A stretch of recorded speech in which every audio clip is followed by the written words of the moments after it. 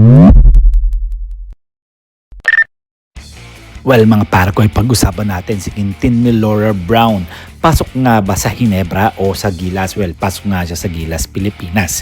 Well, si Quintin Milora Brown ay opisyal na nakasama na sa expanded Gilas Pilipinas pool para sa FIBA World Cup 2027. Asian qualifiers, ibig sabihin, nasama na siya sa listahan ng mga pwedeng tawagin sa Gilas at nakapaglaro na sa mga recent qualifiers game.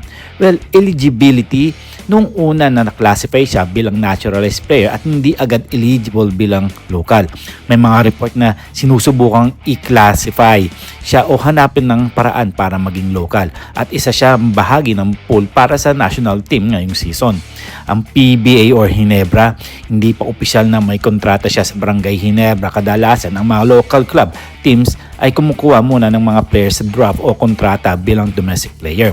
Kung wala pa siyang PBA contract, maaring sumali siya sa draft o mag-sign bilang import local, depende sa status niya. Pero wala pang konkretong balita tungkol dito sa ngayon. Well, maraming nagsasabi na si Sarge Tolentino ay may pag-asa bang maging Gilas player.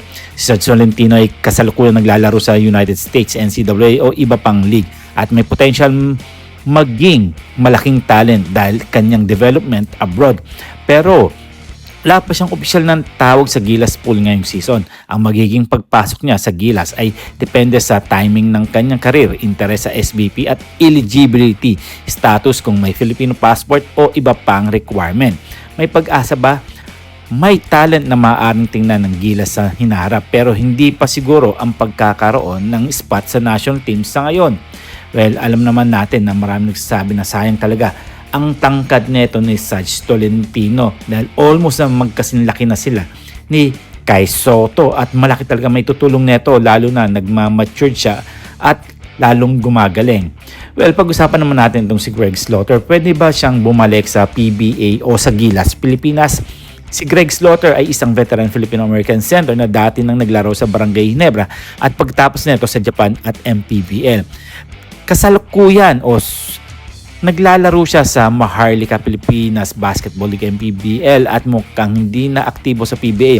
Walang mga solid na reports na bumabalik siya sa PBA team lineups ngayong 2025 pero pwedeng magkaroon ng interest kung may good offer at fit siya sa squad. Gilas Pilipinas, noong nakaraan may mga pagkakataon na sinusubukan siyang i-clear ang eligibility para maging local o naturalized player para sa Gilas. May mga usapan noon tungkol sa dokumentong kailangan para sa FIBA at tinulungan siya ng SBP sa proseso.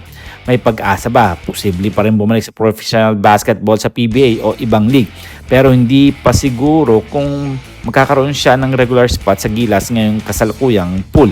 Depende ito sa performance, fit at sitwasyon sa squad niya ng Gilas Pilipinas. Well, nagpapahiwatig nga ito si Greg Slaughter. Mga para ko ay final thoughts. Quintin Milora Brown ang pinakamalapit ngayon sa aktibong Gilas role at maaaring maging malaking bahagi ng national team sa qualifiers at beyond. Sarge Tolentino ay sobrang short term pa ang prospect ng Gilas. Nangangailangan ng malaking development at timing para ma-call up. Greg Slaughter may mga history at experience kaya pwedeng bumalik kung fit ang role at may magandang plan para sa kanya ang Gilas Pilipinas o ibang team dito sa PBA. Huwag nating kalimutan na mag-subscribe and this is Ton The Boy Vlogs. I'm out. God bless you all.